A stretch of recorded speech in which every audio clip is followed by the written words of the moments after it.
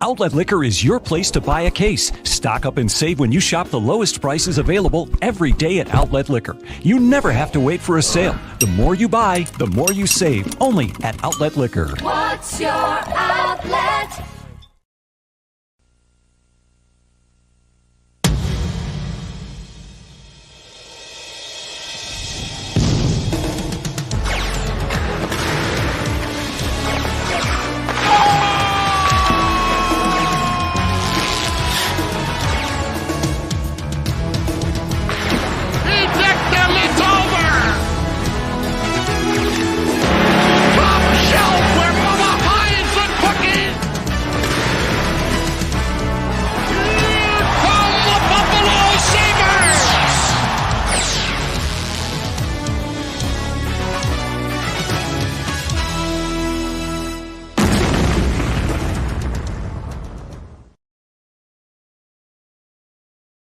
Welcome, everybody, to episode 137 of Two Goalies, One Mike. I am Duane, joined by, as always, Connor Hurls. I dropped my phone, but how are you? I'm good. Got a fantasy football draft here in about an hour, so it's the reason I got the old school Bruce Smith jersey on. It's that time of year. Preseason's over.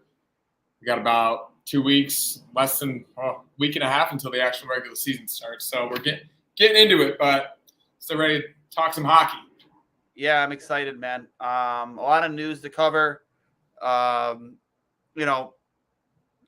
Yesterday we obviously heard the news about Terry Pegula taking over as president of the team, kind of essentially liquidating or dissolving Pegula Sports Entertainment.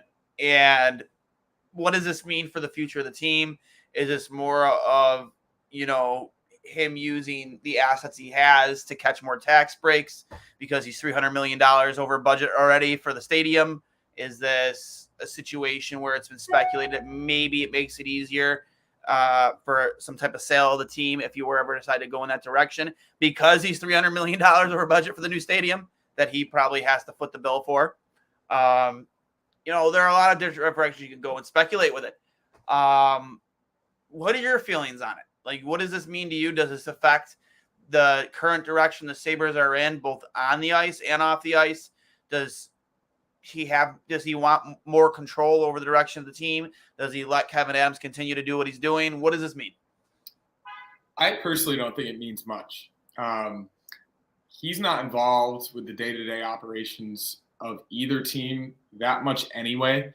He's basically relinquished all control to Kevin Adams and Don Granato in terms of personnel moves and building the organization, as he did with the Bills with Brandon Beane and Sean McDermott.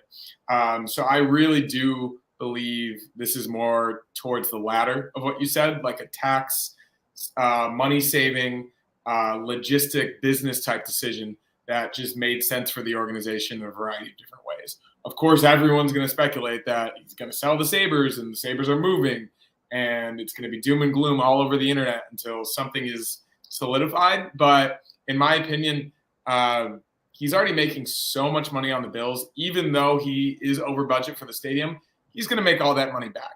The NFL is sending, I think, hundreds of millions of dollars in gambling revenue, new gambling revenue to each team in the next 2 to 3 years. He's going to make more money on the stadium than it costs to build it just from personal seat licenses and all the new money that's going to come from having a new stadium. The Bills are making more money than they ever have, and they're going to make more money than they ever have as long as Josh Allen's the quarterback. So I don't think he's too worried about money. I really don't. I just think that this is just a logistical business move, and everything will fall into place after that. So every single thing you see about the Sabres potentially moving, you can ignore and move on, and we can just not worry about that at all. Yeah, I think you're right. The conspiracy theorist, not so much conspiracy, but theorist wants to say, hey, maybe this leads to a sale of minority. Because it was speculated last year that the team was quietly for sale, at least a minority stake in the team. If that is true, I could see that being the most logical thing. Terry Pegula sells a minority stake in the team. where he still has obviously, overall control of the team and the direction of the team, but then he has obviously people to answer to, especially after seeing what the Senators sold for. Not that Buffalo is remotely close to that value, but if you could make your money back for the overage of the stadium deal by selling a small minority, or not small, but a minority stake in the team by doing so, I mean, I could see that happening. That's all I'm saying. I'm not sure to, throw, blow on the fire, add fuel to the flames. I wouldn't be surprised. I just wouldn't be, especially with how much it's been rumored that is the thing. So, but I digress. I know nothing. I'm just internet, Twitter, podcasting guy, just speculating. Yeah, and at the end of the day, that's all we can do right now. I think he bought the Bills for 1.4, 1.5 billion in 2014, I believe. And I can almost guarantee you that they're worth over 2 billion now. Oh, easily. Maybe a shade under, a shade over, right around there. He's already returned on his investment from that, and it's only going to get bigger. The Sabres investment's probably just as good. So the thing I know about billionaires is that as much money as they already have, they can only want more, and they're all about cutting corners where they can in terms of tax purposes and everything else. The PSC development is interesting. I've had a lot of friends that have worked for that company. Thankfully, it doesn't seem like too many employees were affected by it at all. They're just reassigning their roles back to either what they originally were with each team, the Sabres or the Bills, or they have a new defined role given that the overarching company is dissolving. So I think at the end of the day, like that was my initial worry for my friends who work there and all the hardworking people who honestly make some of the best off the field content of any professional sports teams in the entire league. The Beyond Blue and Gold and the Buffalo Bills Embedded series, I think, are one of the best off the field documentary style content production series that any team has. So as long as that type of content is still there, that level of production, that level of expertise is there for both teams, because of course the fans of each team will still be interested in that type of thing. I think it's a moot point. It's a business tax thing, and we can all move on and enjoy each season coming up. Yeah, and in terms of what you mentioned with that, like the people who do those, like, Sabres, the Embedded and the Beyond Blue and Gold, I can't agree with you more. Like those behind the scenes types of like, documentaries or miniseries have been a lot of fun to watch. I mean, I'm not sure if they're also in charge of the Jeff Skinner between two stalls stuff, but that's been amazing. But I could agree with you more, man, that they've done a bang up job. And I hope the people over at PSC aren't in any danger of, losing their jobs. I hope that they'll still stay in their same roles, but people who dealt with mostly with the Bills are just going to work directly with the Bills. The people who dealt directly with the Sabres now have that same role, but just with the Sabres. It kind of seems that's been the direction of this move, is just to make one focus on one, and then being the Sabres, and then you guys focus on this, and we keep everything separate. Not to get away from the one Buffalo mantra, but I mean, kind of that's what PSC was. PSC was, right? One Buffalo, and now it's dissolved. So, also, obviously, in Buffalo, we've already spoken on it with Rick Janneret. We had Derek Plant on for episode 136. He had his memorial this past week, and I believe it was yesterday, correct? Saturday or Sunday. Yeah, so saw lots of pictures, lots of speeches, the guest speakers that were there. From Rob Ray, Dan Dunleavy, who looked really dapper in his suit coat. And he had it was the black and red goat head colored. It was an outline of Rick Janneret, but instead of it being his picture, it was just laced with all of his famous calls. Super nice shirt. He had the matching, like, I think black or red rimmed glasses. And then the Sabres pin with what are those called that sit in the pocket of the suit coat? The handkerchief things or whatever. Yeah, exactly. I don't know. Somebody in the comments to tell us and enlighten us and, educate us would be great. But he looked real dapper. And obviously Marty Baron, I said Rob Ray, Brian Duff, just a great panel there speaking on behalf of RJ And, we had our, in memory of episode with Derek, and, it was very well received. I wish I could have been there, but I had a little bit of a hockey related injury myself from skating with the 11-day power play guys. First shot of the pickup skate, Hurls, I'm moving left to right. Outside of my paint, guys coming at me one-on-one wide. And as I'm moving left to right off the pass, the front of my skate catches a giant rut. And I go down this way. But instead of letting myself just fall and just, biting it, I tried to recover and I tried to keep myself up, and I just felt everything tighten up, and I'm like, uh-oh. And then the puck still went in the net. And, I actually played very, very well after that. But still, I was in pain for like since then, pretty much been in pain since then. So I'm going to be 36 in a week, and I feel like I'm 56. Yeah, I mean, we've all been there. I get pain in like my abductors, upper thighs, like hips, just squatting down sometimes to read a putt on the green. So that's tough. That's Not a fun. Really tough realization. But the importance of stretching, active stretching before the game, high knees, jogging, whatever you need to do to warm up the muscles, and then static stretching after the game. These are things I've learned in physical therapy. Just your classic groin stretches, lunges, that type of thing to keep your body nice and limber.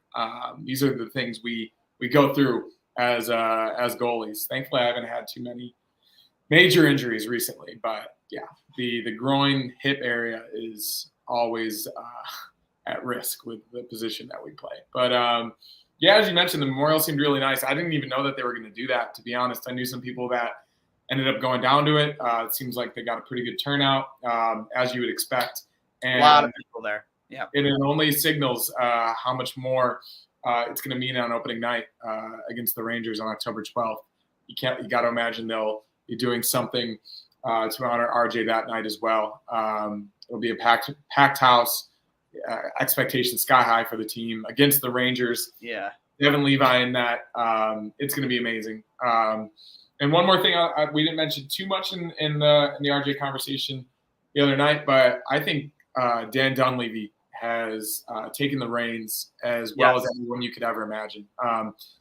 Just logistically, he's a very good play-by-play man. He doesn't talk too much outside of his role, and he lets Rob Ray do the color. But I also think he's just a very, very skilled play-by-play man. And it's not an easy thing to do. Huge, massive shoes to fill.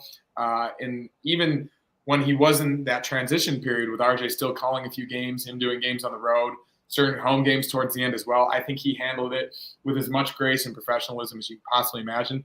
I actually got a chance to speak with him when I was over in Sweden to watch the games a few years ago against the Lightning.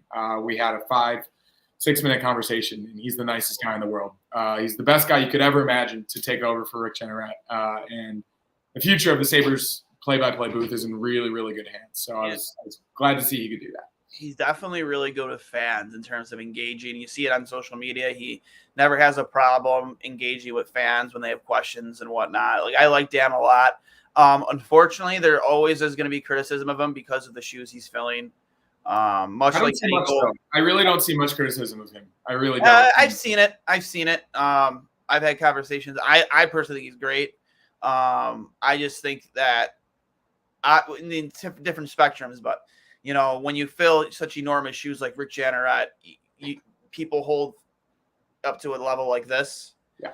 And even if their level's here and you're right here, there's still always going to be criticism, unfortunately, especially in this city. I've always said that it didn't matter. Even like when Ryan Miller, even at his peak, and how great he was in this city, would still get criticized enormously. We get monikers like Mr. Softy. I always said the city has such a high standard for goaltender. When you went from Dom to Baran, or in the bridge between Baran, or the bridge between Dom and Miller was Baran, and then everything we've had after up now until Levi, you're always going to get criticism. So I don't think that Dan Dunleavy is deserving of criticism. I think he's phenomenal. I think that, to your point, he handles himself very well out there. He lets Rob do his job, and Rob has had a lot of growing pains too. Filling in for Jim Lorenz. It went from Lorenz to Harry Neal and then to Rob. And Lorenz and Harry Neal were two of the best in their position. Like Harry Neal, even in his later days with RJ, was great. I couldn't think of a better guy to go to after a guy like Jim Lorenz than Harry Neal. And then you go to Rob, who is as green as it comes in that position. And it took some time, and RJ used to joke about it, but he's been great, and him and Dan work really well together. So I couldn't be more happier with Dan Dunleavy. So, and I hope most fans do, even the ones that do criticize, eventually come around and do believe in that too. Because I have seen it here and there, but the memorial itself was done very well. My expectations going into that, I streamed most of it.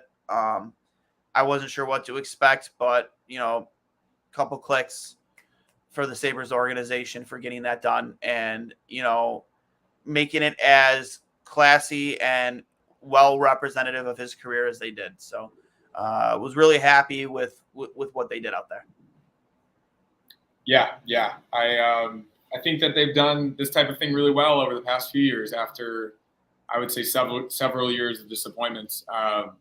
Even RJ Knight a year and a half ago, Ryan Miller Knight last season, they've really handled these things with a significant amount of class, and that goes back to the social media department, the video and production teams, the organization as a whole. I think Kevin Adams has gotten everybody in line, and he's gotten everybody into defined roles, and everybody understands what they need to do, and this is a really good example of that. So it means only good things moving forward for this type of thing in the direction of the organization.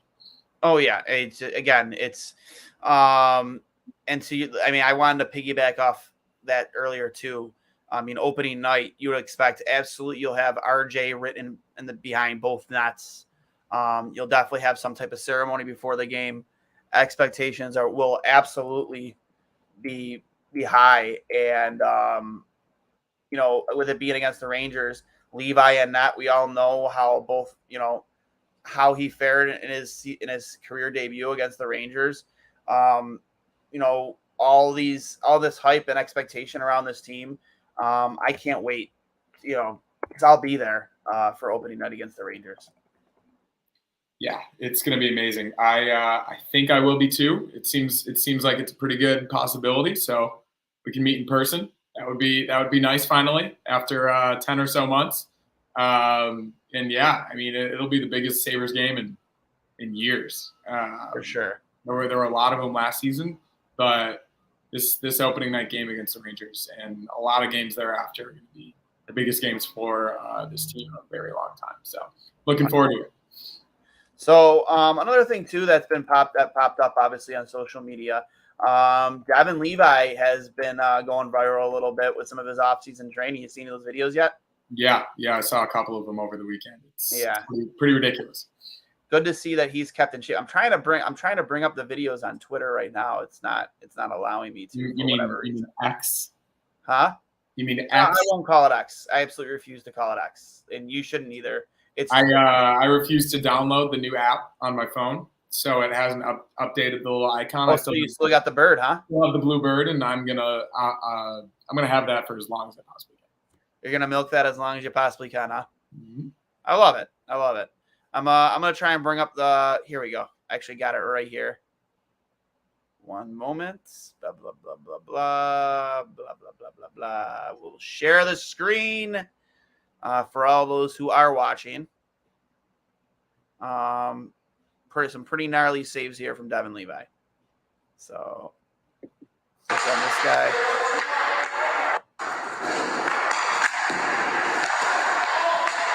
Like he already had his glove out there before the puck was even off his stick. I don't know if it's playing. I don't know if you can see it. I can't see the playback on it. You can't see it? No. Should be right there. Hold on. My fault. I'm sharing the wrong screen. Hold on. See guys, this is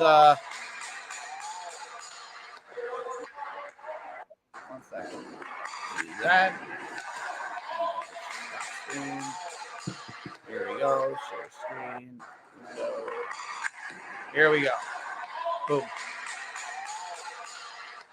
This is great. Right here. Puck comes off his pad. He's already got his glove out. It's so ridiculous. It's like he's a major league shortstop diving for a ball, essentially. That's the level up athleticism that we're talking about here.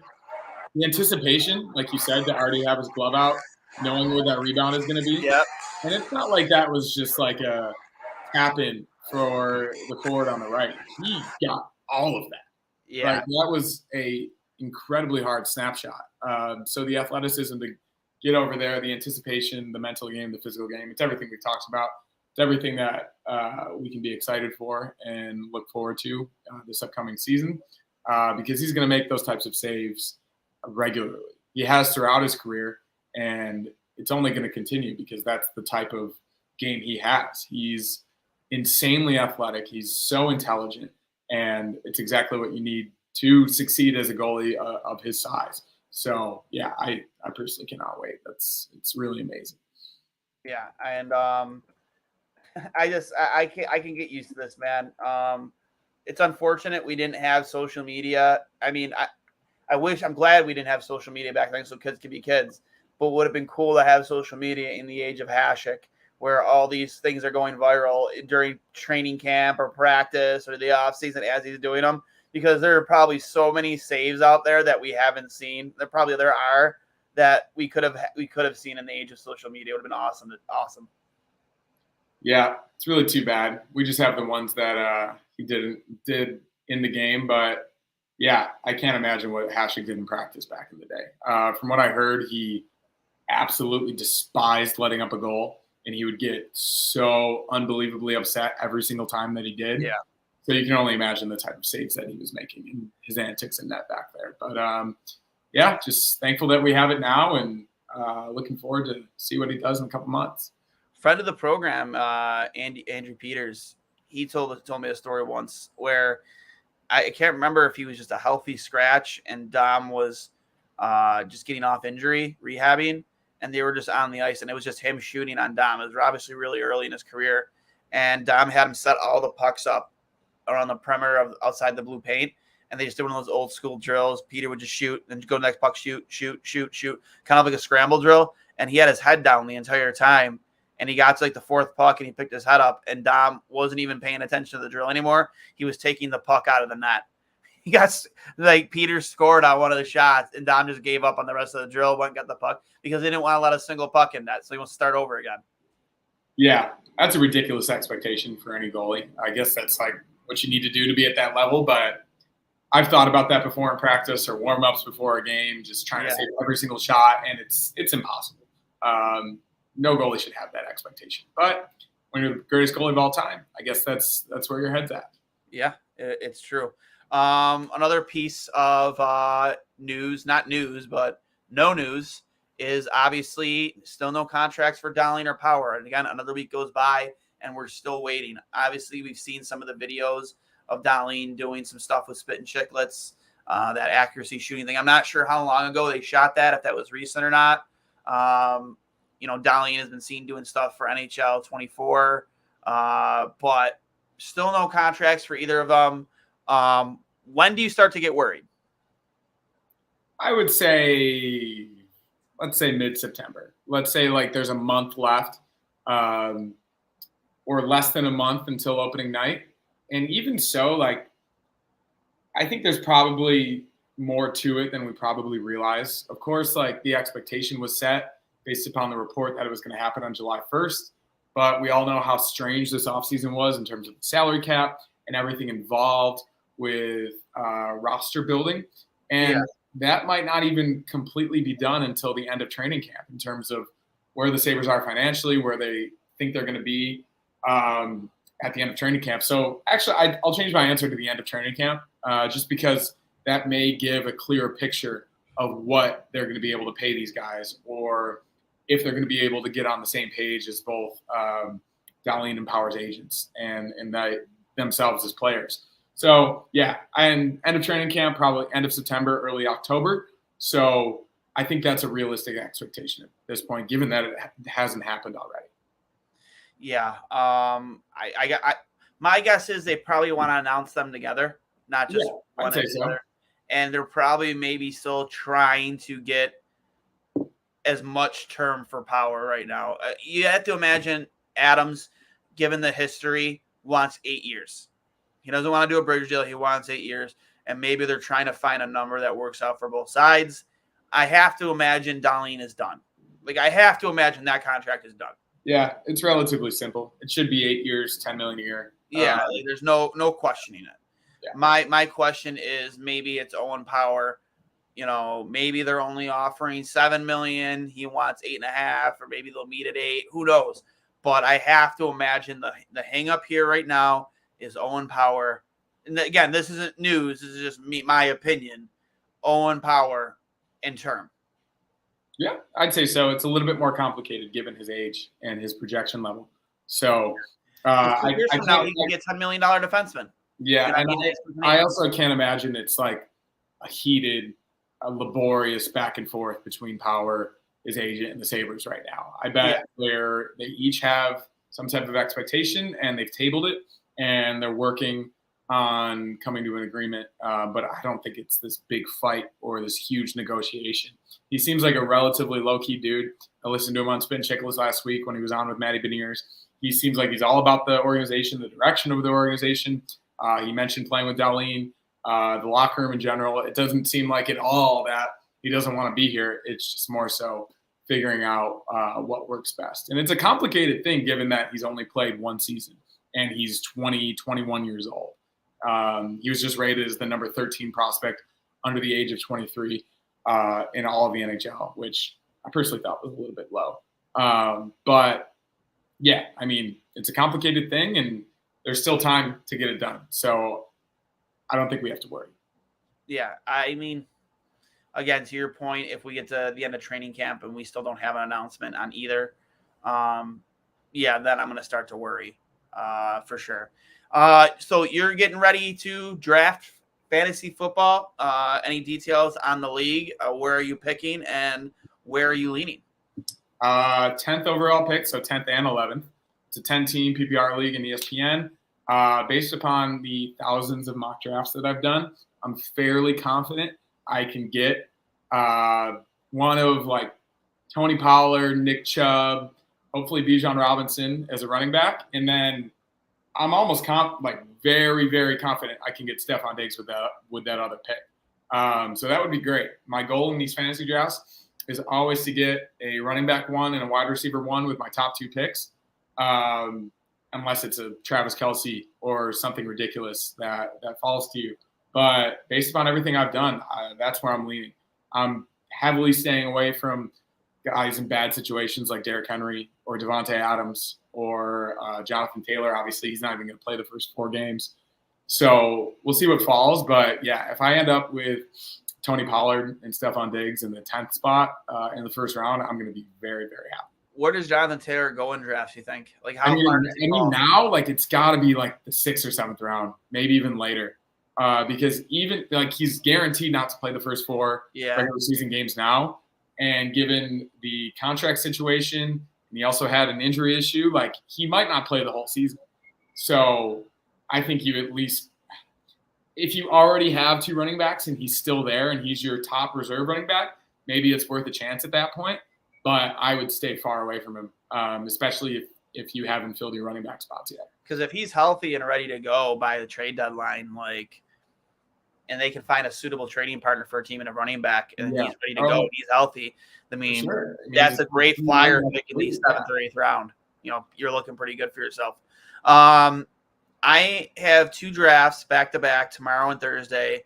I'm picking first in my longest standing league, the one I've been in the longest. Picking first and a PPR, same thing. I mean, it's Justin Jefferson, right? Not me. You have to take Justin Jefferson. Even over the best running back, Jefferson's going to demand probably around 130 catches this season. Come close to 120, 130 catches this season. 1,600 yards and lead the league probably in wide receiver touchdowns. Yeah, the only argument I'd say is Chris McCaffrey, given his first full season in the 49ers offense, which is a really run-heavy offense. I think Brock Purdy's going to just dump it down to him, so he's going to have a lot of receptions as well. But there is a lot of injury concern with McCaffrey. Always, yeah. He's a little bit older. You never know with running backs. You can still get a good one in the second round if you go Jefferson first. So everything I've seen is that, it's the surefire, safest pick that you can possibly make. Where does the rookie sensation Bijan Robinson end up going into? That's what I was saying. Like I've seen him second half of the first round, anywhere from like 5 to 10, sometimes falling as far as 15, just because people aren't too confident taking a rookie running back. But it's the most run-heavy offense in the league, and the dude is an absolute beast. I don't think you have to be concerned about rookie running backs anymore, because the earlier half of a running back's career is where they're valued most these days, as we've seen with all these contract issues and negotiations. So I would, if he falls to 10, I'm absolutely taking him. And I would probably take him as high as 6th or 7th, to be honest. I agree. I had to pull out of one of my favorite leagues. It's a $250 league. And because of my playoff game for men's league, you can't bring a non-roster. I mean, you can bring in I just don't want to miss the game. You know what I mean? It's a playoff game. I tried to work around it. Unfortunately, I couldn't, make things work. And we got fucking pumped by like 6 or 7 goals. It was bad. Had a guy on their team while up by 6 with a couple minutes left in the third, wind up and take a clapper nearly at my head from about 15 feet out. And I look at him like, are you fucking kidding me, dude? You're up by 6 with 3 minutes left. Like, is that really necessary? He goes, oh, I didn't mean to. So didn't brutal. mean to? Didn't mean to. Like, and then had another guy, 30 seconds later, try the Michigan. Like, I hate men's league, man. I really do. After what happened to me in the playoffs last year, I'm so over it. But season starts next week, so we're right back at it. Revenge tour. Early October for me, so we got like a month off, and then we got to reconvene and put together a new team because we're losing some guys to college hockey. So, but that's about it for me. But I know you got a draft to get to. Any final thoughts? Yeah, that's about it for me too. There's really nothing projected to happen in the next week or two, hockey-wise. We'll see, obviously. Always on Darlene and Power Watch, and we'll go from there. But, football's starting up. At least that'll take our minds off things for a couple weeks. And, we'll see what happens. Yeah, I don't think there's any even, like, remotely relevant NHL news that I can think of. No, this is a very slow time of year. So it's nice. Ease our minds, take our minds off of it, and then we'll be ready for the season. For sure. This has been episode 137 of Two Goalies, One Mic. I am Duane for Hurls. Signing off. Enjoy your week. Enjoy your weekend. And we will talk to you next week. Maybe we'll have a guest. Who knows? I'll make the honest attempt. But this is brought to you by Outlet Liquor, the place to buy a case on George Irvin Boulevard. Make sure when you get over there to buy all of your Bills game day needs and some point Sabres game night. Let them know the boys from Two Goalies One Mic sent you. We will talk to you later and see you next week.